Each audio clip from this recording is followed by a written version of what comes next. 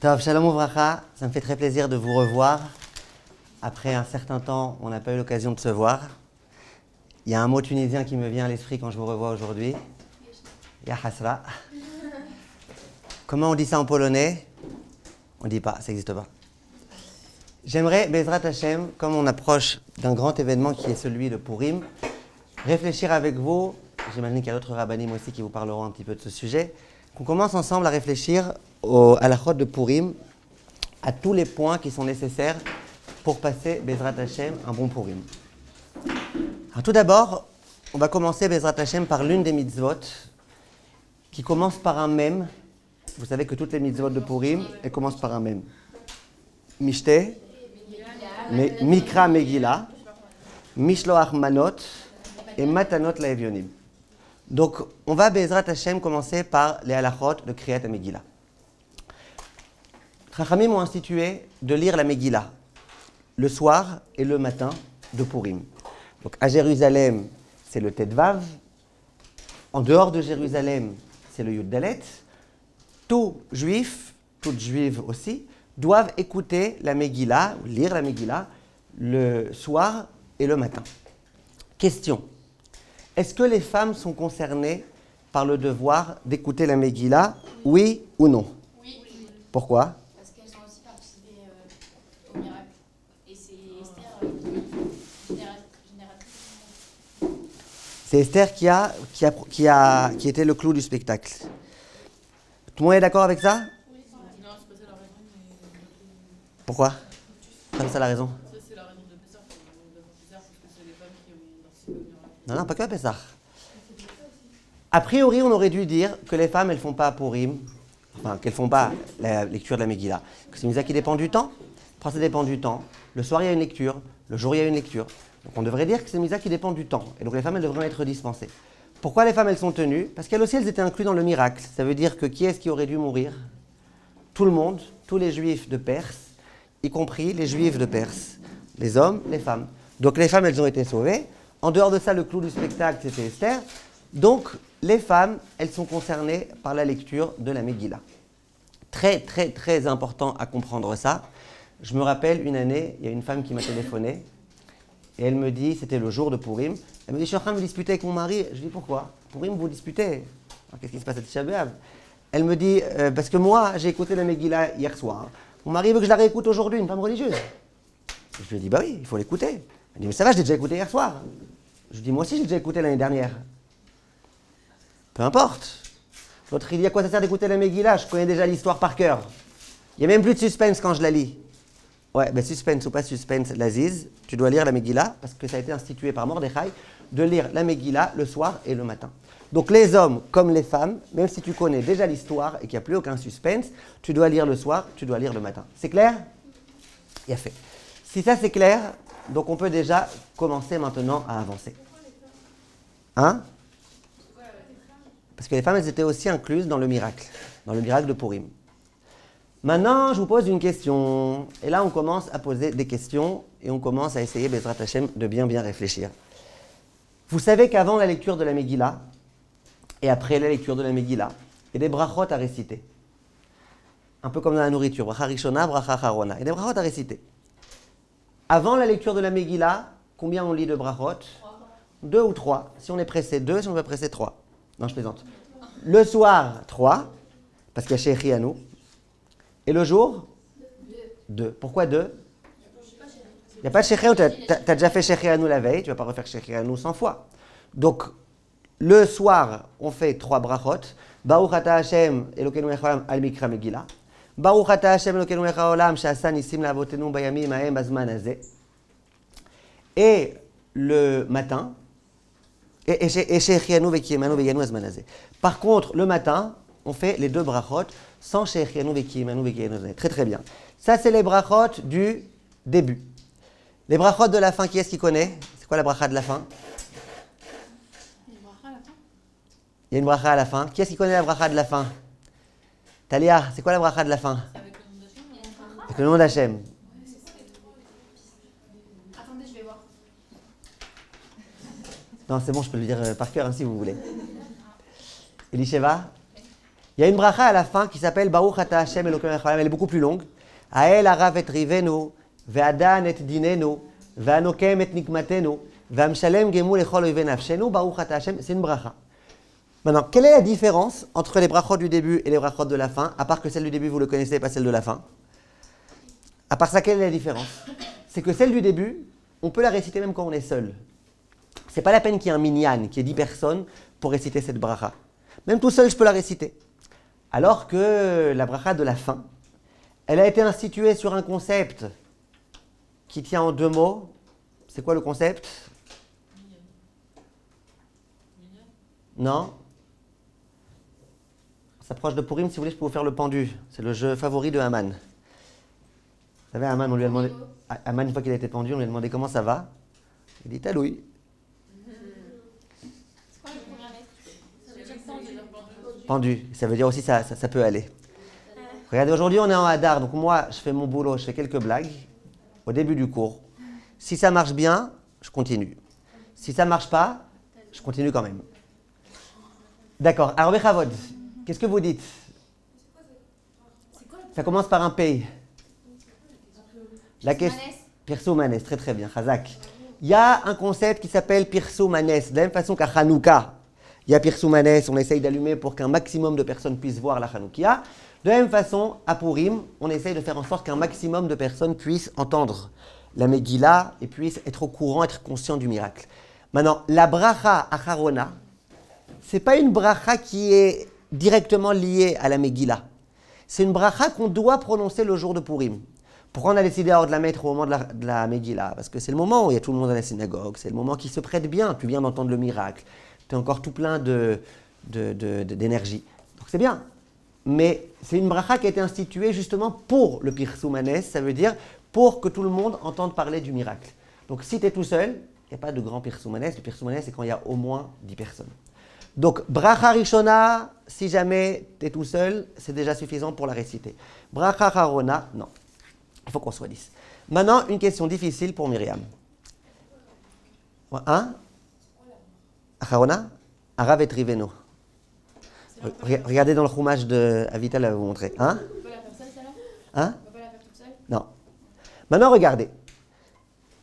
J'aimerais vous poser une question, Myriam. Avant que je vous pose la question, déjà, vous me reposez une question. C'est une bonne jeu, ouais, Baruch Hashem. Alors, Myriam, j'aimerais vous poser une question. Est-ce que les femmes, elles sont tenues par les brachot de la Megillah? Par la Megillah, on vient de le dire, on ne va pas le répéter 100 fois. Mais par les brachot de la Megillah. Ça veut dire, je vous donne un exemple, si je lis à la synagogue et que de toute façon il y a des hommes, alors ok, je fais la bracha pour les hommes.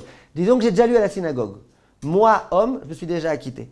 Je viens maintenant à la synagogue pour lire à des femmes, ou à une femme, ou à plusieurs femmes, ou à ma femme. Est-ce que je dois réciter la bracha? Oui ou non, et pourquoi? Myriam. Bah, je pense que oui, parce que ça dépend pas si on a été agité ou pas. On lit la Megillah, donc on la bracha. C'est pas lié si on a été acquitté. C'est comme le chauffeur, on avait dit, je crois. Vous n'avez pas encore été acquitté. Moi, j'ai déjà été acquitté, vous, non. Ça, c'est-à-dire que l'homme qui va lire la Megillah, c'est pas ça change rien s'il a été acquitté ou pas. Il fait la mitzvah de la Megillah, donc il fait la bracha qui va avec. Mais je la fais pour qui? Pour moi, je me suis déjà acquitté. Non, pour l'autre. Il a fait pour nous, mais lui, il a. Je la fais pour une femme. Là, je parle des femmes. Disons une femme qui est toute seule chez elle. Regardez, une femme, Myriam, qui est toute seule chez elle. Elle a une Megillah devant elle, cachère en parchemin. Et elle lit la Megillah pour elle. Est-ce que pour une femme, est-ce que pour les femmes, est-ce que pour la lecture de la Megillah des femmes, il y a une bracha qui a été instituée ou pas? Oui, ça change pas. Oui. Moi, je pense que non. Parce que la misa, c'est d'écouter la Megillah, pas de faire la bracha sur la Megillah. Oui, Ok. c'est un peu un lien. Mais vous êtes quand même d'accord que les hommes, par exemple, quand ils lisent la Megillah, ils font la bracha de Al-Mikra Megillah. Mais c'est que les hommes qui peuvent lire la Megillah, mais on peut pas lire la Megillah. Bah, Qui a si dit? on peut la lire à des Une femme femmes, aussi, elle peut lire. bien sûr qu'elle peut la lire. Regardez. Venez, on se met d'accord. On peut pas quitter d'autres femmes. Venez, voilà, venez, on se met d'accord. On est des libéraux, Non. Venez, on se met d'accord. Venez, on se met d'accord. S'il vous plaît, on se met d'accord. Si je dis, et c'est ce qu'on a dit au début du cours, que les femmes, elles sont tenues de la Megillah au même titre que les hommes, c'est ce qu'on a dit ou c'est ce qu'on n'a pas dit? Oui, C'est ce qu'on a dit. Donc ça veut dire qu'elles sont livrées exactement à la même enseigne. Elles ont le même devoir exactement que les hommes. Ça veut dire quoi? Ça veut dire qu'un homme, il peut acquitter un autre homme? Oui. Un homme, il peut acquitter une femme? Oui. Normalement, et là je vous demande d'écouter jusqu'au bout, Normalement, une femme, elle a le droit d'acquitter un homme de la lecture de la Megillah. Pourquoi, en général, on ne le fait pas? Il y a 5 raisons qui ont été évoquées dans les Rishonim. Par exemple, on dit c'est pas tsniout parce que kol beisha erva. La voix de la femme, c'est d'une nudité. On dit par exemple c'est pas kvod hatzibur. Il y a plein de raisons qui ont été mentionnées. Mais il n'empêche que Meikaradin, elle a le droit. Ça veut dire qu'une femme avec son mari, si la femme, elle veut acquitter son mari et qu'il n'y a pas d'autre choix, ben elle a le droit. Donc, les ta'amim, en général, ils ne connaissent pas les femmes, les ta'amim de la Megillah. Mais en tout cas, ce que je veux dire, c'est qu'on a, on a le droit. La femme, elle est tenue. Donc, j'en reviens à ma question à Vital. Oui. La femme, elle est tenue de la lecture de la Megillah. Est-ce qu'elle fait la bracha ou pas? Oui. Bah oui. À Vital. Moi, non, je suis pas là. Pourquoi? Parce qu'en plus, il a déjà fait la bracha. Il a déjà fait pour lui. Maintenant, il vient lire pour la femme. Bah, c'est pas grave. Mais c'est comme le kidouche. Elle écoutera, si elle écoutera. C'est comme le kidouche, la femme, elle est préalable, le kidouche, même. Donc, vous dites, elle a qu'un raté les mises, les brachot. Elle a raté la bracha, Révital. Moi, je dis, c'est comme le kidouche. Que quoi? Ça veut dire que la femme, elle est raïvée du kidouche, l'homme est raïvé du kidouche. Même s'il a fait les brachot déjà à la synagogue, et même si, voilà, il peut rentrer et refaire à sa femme. Très bien. Donc, vous dites, vous dites pour les femmes, il y a une bracha qui est instituée. Tout le monde est d'accord avec Révital? À part Révital? J'ai quelque chose à dire. C'est Pillac, si vous dites. Non, moi je dis que la femme, elle fait. Elle fait les brachot. Ok, donc vous êtes d'accord avec l'autre côté? Oui. C'est comme pour le chauffard. Même un homme, par exemple, quelqu'un qui sonne le chauffard à ok. S'il va sonner à une femme, il va pas refaire la bracha. Parce que la femme, elle n'est pas tenue d'écouter le chauffard. La femme n'est pas obligée d'écouter le chauffard. Ouais, Par contre, là, la femme, elle est obligée d'écouter la Megillah, donc c'est complètement autre chose. Ouais, non, je crois pas qu'elle fait bracha. J'ai bien compris que vous ne croyez pas. Déborah? Moi je dis que oui. Hein? Moi je dis qu'elle doit écouter la bracha. Khazak? Qu'est-ce que vous dites, Teïla? Orly? Si elle est obligée, c'est logique. Elle doit? Hein? Si elle est obligée d'avoir cette mise-là, bah, c'est logique. Il n'y a pas de question. Voilà. Voilà. Moi, ce que j'ai bien aimé, ça je vous ai dit, bientôt vous allez être habitués à ma façon de réfléchir. Il y en a une ce matin, je donnais un cours avant, il m'a dit qu'elle est habituée à mes blagues, elle a réussi à déceler quelques blagues à moi. Pas comme vous, mais... Non, on parlait des poussins ce matin et du mouktsé. Et alors je disais, si jamais j'ai 2 poussins et que j'en veux qu'un, qu'est-ce que je fais? Un poussin, d'accord, donc vous aussi vous la connaissez. Alors, mais vous allez être habitués à ma façon de réfléchir. Moi, je vous pose une question, à Vital, je vous pose une question. Je viens de vous dire, les femmes, elles sont obligées d'écouter la Megillah. Maintenant, je vous dis, les femmes, elles font la bracha ou pas? À quoi je m'attends comme question de Rabbi Jacob? Mais pourquoi pas? Non, ben oui, c'est pas une question. Mais pourquoi pas? C'est quoi, pourquoi pas? Si les femmes, elles sont tenues, elles sont tenues. Alors, si elles ne sont pas tenues, qu'elles ne fassent pas. Si elles sont tenues, qu'elles fassent. On vient de dire qu'elles sont obligées autant que les hommes. Alors, pourquoi elles ne feraient pas de bracha? Donc, évidemment, a priori, que si les femmes, elles sont tenues par la lecture de la Megillah, elles doivent faire la bracha. Alors, vous allez me dire, on pourra vous poser la question si elle est tellement idiote que ça. Ben, c'était pour voir si vous aussi vous êtes idiote comme moi. Non, pourquoi je vais poser cette question-là? À votre avis, pourquoi? Parce qu'il y a un rave qui s'appelle le Ben Ishraï. Et le Ben Ishraï, lui, il dit, tu lis à un homme, tu fais la bracha. Toi, tu es un homme, tu fais la bracha. Par contre, à une femme, pas de bracha. Donc, Avital, elle voulait avoir raison, elle a eu raison. Le Ben Ishraï, il pense comme vous.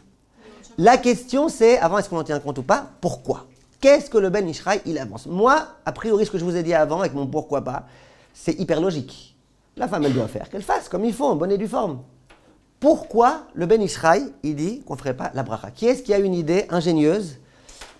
Et Mouna, ingénieuse.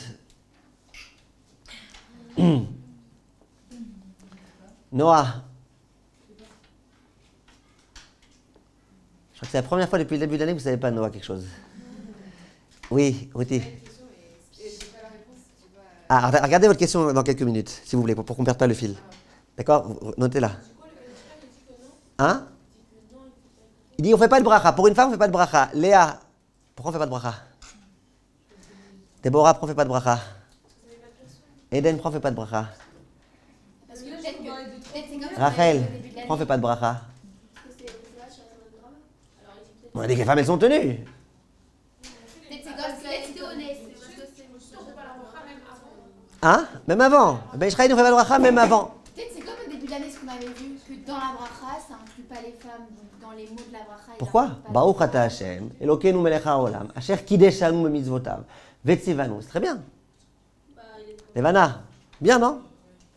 Alors je vais vous dire, mais avant de vous dire la réponse du Ben Ishraï, j'aimerais sortir d'ici en bon état Donc toutes les féministes d'entre vous, s'il y en a, bouchez-vous les oreilles, bouchez-vous la bouche, et si vous avez du mal à faire ça, alors vous êtes invité à sortir, parce que j'ai envie de sortir, Bezrat Hashem, le secours, en bon état. Vient le Ben Ishraï, et il dit, vous savez pourquoi pour les femmes on ne fait pas la bracha? Parce que les femmes, elles sont analphabètes. Non, il y a des... Je ne sais pas ce que vous en pensez, je vous dis ce que le Ben Ishraï dit. Les femmes, elles sont analphabètes. Et alors quoi, hein?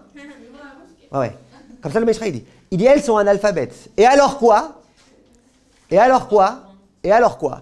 Il dit, la Megillah, c'est quand même 35 minutes. S'ils font rapidement 28 minutes. S'ils font longtemps à la marocaine, 1h30. C'est quand même longtemps. Ça dure du temps, la Megillah. Maintenant, une femme qui est analphabète, qui ne comprend pas ce qu'on est en train de lire, qui ne sait pas c'est quoi la signification de chaque mot, de chaque verset, qui ne comprend pas l'ordre du déroulement de l'histoire, eh bien cette femme-là, elle va perdre complètement son attention. Donc qu'est-ce qu'elle va faire? Elle va rêver. Son esprit va être à Honolulu. Et donc quoi? Ah, toi, monsieur, t'es bien gentil, tu fais une bracha. Mais pour qui tu fais la bracha? Pour elle ou pour toi? Pour elle. Toi, tu t'es déjà acquitté. Tu fais la bracha pour quelqu'une qui, elle, la Chatsoufa, elle va rêver. Donc toi, tu vas faire une bracha levatala. Ça, c'est ce que le Ben Ishraï dit. Avant que vous m'envoyiez des tomates, j'aimerais continuer quand même à vous dire un ou deux petits points. Jusqu'au jour d'aujourd'hui, les communautés qui ont l'habitude de suivre l'opinion du Ben Ishraï, ça veut dire si vous allez par exemple dans un minyan de lecture de Megillah de femmes, dans le Bet HaKnesset par exemple du Rav Mordechai Eliyahu, ou des endroits dans lesquels le Rav qui suit c'est le Ben Ishraï, et ben vous serez peut-être pas surprise maintenant que vous avez entendu ce cours, de voir que pour les femmes, on ne fait pas la bracha, on fait comme un vital.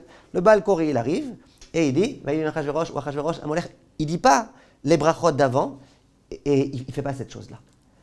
Ça, c'est une demi-seconde. Ça, c'est ce que le Ben Ishraï dit. Maintenant, pourquoi d'aujourd'hui encore, dans certaines communautés, ils le font? Eh bien, c'est très simple. Le Ben Ishraï dit qu'à ce qui paraît, les femmes de l'époque, elles étaient analphabètes. Aujourd'hui, c'est avéré. Il n'y a que des féministes ici, je crois. Non, pas de réaction à mes blagues, c'est que féministes. Alors, qu'est-ce que vous dites?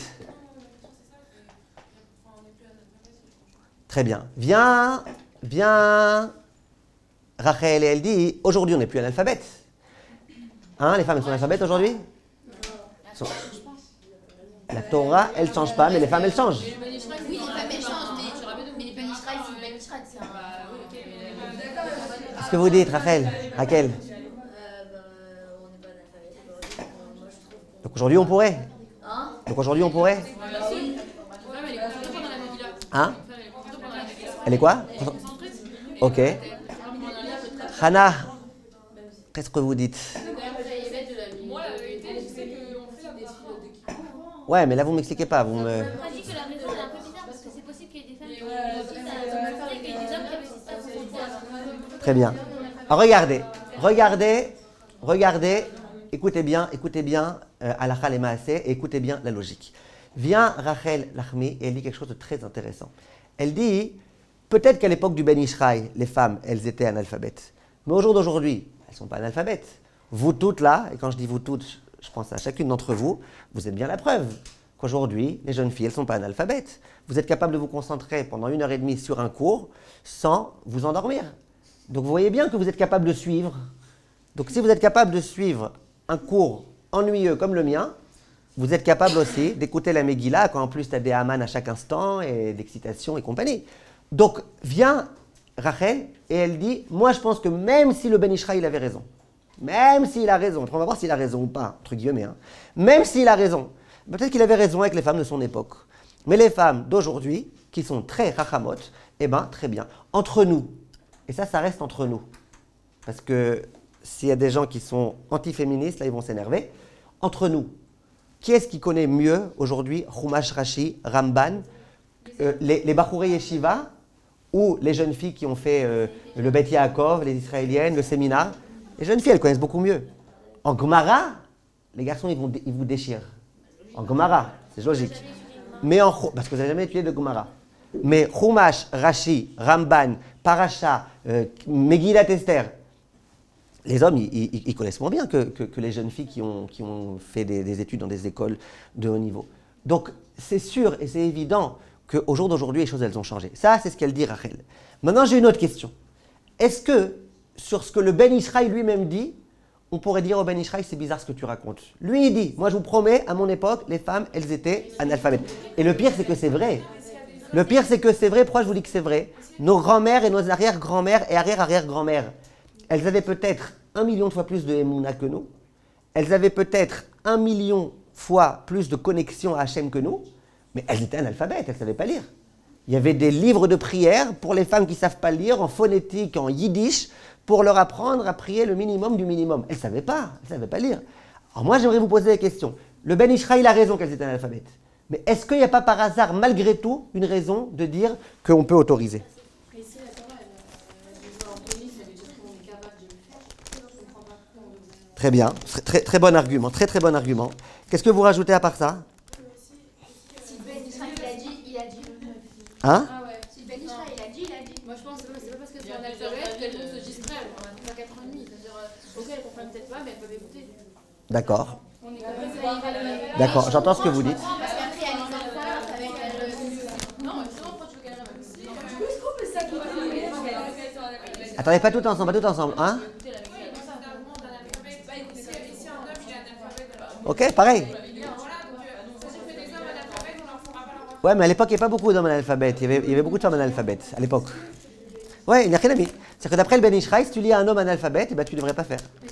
C'est la question. Est-ce que, pas selon le Ben Ishraï, on pourrait s'acquitter nous-mêmes? C'est la question. Non, même après le Ben Ishraï, on peut s'acquitter soi-même. Mais pas la bracha. Ne prends pas le risque de faire la bracha. Le Ben Ishraï ne dit pas que les femmes, elles ne sont pas tenues d'écouter. Il dit qu'elles sont tenues, mais elles vont rêver. Qu'est-ce que tu veux faire? Mais en vrai, c'est vrai, la tenue de samedi, même à cette époque. Non, mais si c'est tellement important de ne pas rêver, il y a des hommes qui peuvent être analphabètes aussi. D'accord, ça vous l'avez dit. Vous l'avez dit, vous avez raison. C'est étonnant. Pourquoi il ne dit pas tous les gens qui sont analphabètes, ils n'écoutent pas, dont les femmes? Parce que sinon, il y a des hommes qui sont analphabètes. Ce que je peux vous dire, c'est que Rêve Vital, elle ne rêve pas. Et quand elle rêve, c'est un rêve vital. Donc, elle, je sais qu'elle rêve pas. Mais moi, j'aimerais vous poser une question. Juste, vous faites zarmal à les femmes, vous n'êtes pas analphabète. Je peux vous poser une question pour voir si vous n'êtes vraiment pas analphabète? Je vous pose une question, j'offre un cadeau. Et vous savez que quand je promets, en général, j'accomplis. J'offre un cadeau à la personne qui me trouve la réponse. Question pour un champion. Mettez vos mains sur le champignon. Vous avez 10 secondes. Est-ce qu'un homme peut épouser la sœur de sa veuve? 10, 9, 8, 7, 6, 5, 4. C'est obligé, c'est Misvati. Attendez, j'entends pas ce qu'elle dit, Talia. Est-ce qu'un homme peut épouser la sœur de sa veuve? 3, 2, 1, 0.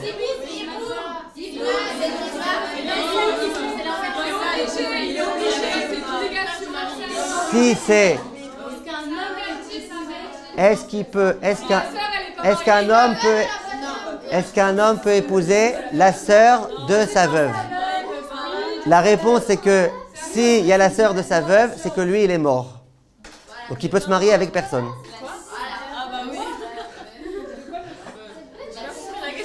La sœur de sa veuve, si c'est sa veuve, c'est que lui il est mort. Il ne peut pas se marier. Mais... Déborah, même votre sœur, elle n'a pas trouvé. Non, j'ai dit la... J'ai dit... Voilà. Donc Baruch Hashem, je vois que vous n'êtes pas analphabète, mais j'ai quand même réussi. Qui a remarqué? Teila, mais pourquoi elle l'a pas dit alors? Ouais. C'est pas possible parce que on n'entend pas. D'accord. Alors regardez, Teila, elle a gagné alors un cadeau. En tout cas, ce que je veux vous dire, c'est que ça n'existe pas. C'est que a priori, même si a priori, les femmes aujourd'hui, elles sont plus analphabètes. D'accord? Comme vous venez de me le prouver. Maintenant. Attendez, maintenant, juste une question. Non, une seconde, Avital, une seconde. Maintenant, j'aimerais vous poser une question. Est-ce que le Ben Ishraï, il a raison, Bichlal? Ça veut dire, est-ce qu'à l'époque où les femmes étaient analphabètes, il a raison? Alors, Tzipi, elle dit, mais il ne peut pas avoir raison. Pourquoi? Ben parce que si on te dit que les femmes, elles doivent faire, c'est que Hachem, il est conscient que les femmes, elles sont capables. Alors, je vais vous dire quelque chose de très intéressant. Le Rav Ovadia Yosef, Il n'est pas du tout d'accord avec le Ben Ishraï dans ce point-là. D'abord, il dit comme Rachel, aujourd'hui les femmes elles ne sont pas analphabètes. Après, il dit mais même si elles étaient analphabètes, il n'y a aucun problème à faire la bracha pour une femme. Pourquoi? La Gemara dans Masechet Megillah. Donc ce n'est pas la question du Ben Ishraï, c'est la question de la Gemara. La Gemara, elle pose la question. Comment une femme, elle s'acquitte de la lecture de la Megillah? Comment un enfant, un jeune, qui ne sait pas encore lire, qui ne sait pas encore comprendre très bien l'araméen, comment il s'acquitte de la Megillah? La Megillah, c'est quand même des termes compliqués. Achash derpanim, aramachim, des termes très compliqués. Donc, un Talmid Chacham qui puisse comprendre ça, ok. Mais les femmes qui étaient analphabètes, à l'époque de la Gemara, les femmes, elles étaient analphabètes, que tu le veuilles ou non. Donc, pourquoi on va lire la Megillah aux femmes? Comment elles vont s'acquitter? C'est exactement la question de Sipia. La Gemara, elle dit, les femmes, elles sont obligées d'écouter la Megillah. Elles étaient dans le miracle. Donc, elles sont obligées, ok, mais elles ne comprennent rien. Alors quoi, tu vas leur faire maintenant un ulpan pendant 2 mois à l'avance, préparons la Megillah ensemble? Alors, c'est la question. La Gemara, vous savez ce qu'elle répond? Elle répond, il n'y a pas de problème. C'est pourquoi il n'y a pas de problème? Parce que ce qu'on demande finalement aux femmes de comprendre, et aux enfants, et à tout le monde, le devoir de comprendre pour s'acquitter, c'est très très très restreint. Il faut comprendre un petit peu l'histoire. Il y avait un homme qui s'appelait Aman. C'était un méchant. Il y avait un homme qui s'appelait Achashverosh. C'était un méchant. Je vous ai déjà expliqué une fois pourquoi cette fête elle s'appelle Purim. Aman, c'était un pourri? Oui. Achashverosh, c'était un pourri? Oui. 2 pourris au pluriel? Oui. Purim. Maintenant, Aman, c'était un pourri. Achashverosh, c'était un pourri. Il y avait un tzaddik, comment il s'appelait? Mordechai. Il y avait une tzaddikette, comment elle s'appelait? Esther. Et Achashverosh, il a voulu, avec Aman, anéantir le peuple juif. N'est-ce pas? Il a voulu anéantir le peuple juif. Et il y a eu l'histoire de Achashverosh qui a tué sa femme. Pourquoi il l'a tuée? Parce qu'elle était vache. Et ensuite, qu'est-ce qui s'est passé? Il y a eu le renversement de situation. Vena Aforou. Et puis, voilà. Et puis le peuple juif a été sauvé. Finalement, c'est Aman qui a été pendu. Est-ce que ça, les femmes, elles le savent? Okay. Moi, j'ai jamais vu une femme rentrer à la maison et dire à son mari, ouais, c'était terrible ce qu'on a lu aujourd'hui, ça s'est mal fini. Jamais j'ai entendu une femme dire comme ça. Au début, ça se passe mal, à la fin, ça finit bien. D'accord? Donc les femmes, elles ont compris l'histoire, elles savent de quoi il s'agit. Et bien ça, c'est suffisant, comme ça la Gemara, elle dit. Donc dit le Rav Ovadia, qu'est-ce que tu veux me dire, Ben Ishraï? Que quoi? Qu'aujourd'hui, elles sont tellement analphabètes, tellement, que même ça, elles ne comprennent pas. Elles croient que Achashverosh, c'est le tzaddik, que Mordechai, c'est le rachat, que Mordechai, il a tué Achashverosh. Non, les femmes, elles savent. Donc vient le Rav Ovadia, et il dit, même à l'époque du Ben Ishraï Bichlal, c'est évident que les femmes, elles étaient quittes. Alacha, les maaseh, pour qu'on reste quand même avec des conclusions claires et nettes. D'après la plupart des poskim, Sfarad, Ashkenaz, confondus, quand on vient lire la Megillah à une femme, on fait la bracha. Dans la plupart des Bate Knesiot, vous verrez, quand on organise une lecture à des femmes, on récite la bracha, bien qu'il n'y a pas d'homme à acquitter. On récite la bracha et on espère que les femmes, elles suivront. Maintenant, pas une seconde, maintenant, les Bate Knesiot dans lesquels ils font comme le Ben Ishraï, ou les gens qui ont beaucoup d'excitation et que ça fait que brachot les hakel et qui ne veulent pas, alors eux, qu'est-ce qu'ils font? Eh bien, ils ne font pas la bracha. Ils lisent la Megillah aux femmes sans faire la bracha et elles sont quand même acquittées. Mais ils ont qu'à mettre un homme. Ou bien celui qui il a quand même pas. Il n'a qu'à ne pas s'acquitter, mais lui, il a envie de s'acquitter au premier minyan. Parfois, il a envie de manger aussi. Non, il a envie de manger aussi. Quand c'est en dehors de Yerushalayim ou c'est juste après le Ta'anit. Et Yerushalayim, c'est donc pas après le Ta'anit, en général, par contre, c'est pour Meshulash. Mais dans les autres villes, dans les autres pays, eh ben, on lit la Megillah le soir après le Ta'anit. Il a envie de manger, le pauvre. Vous comprenez? Vous aviez une question à Vital? Non, moi c'est que je disais que d'un côté je comprends le Ben Ishraï parce que même à l'époque actuelle, les femmes elles sont un peu dépassées avec leurs enfants, elles vont qui pleurent et tout ça. Donc elles sont pas tout dans la Megillah. Ok, donc vous comprenez le Ben Ishraï, c'est normal, c'est ce que vous avez dit depuis le début. Vous voulez parler de bracha aux femmes. Donc vous êtes obligé maintenant d'être d'accord avec lui, mais vous êtes d'accord qu'une jeune fille, parce que quand lui il parle de femme, il ne parle pas que d'une femme avec des enfants, il parle aussi d'une jeune fille de séminaire. Vous comprenez? Et du coup, on va rester aussi la dernière bracha. Hein? La dernière bracha. Oh, très bien. Maintenant, j'en arrive à la dernière bracha. Alacha, les maaseh, s'il vous plaît, je vous demande de bien écouter. S'il vous plaît. Là, je parle des brachot qui sont avant.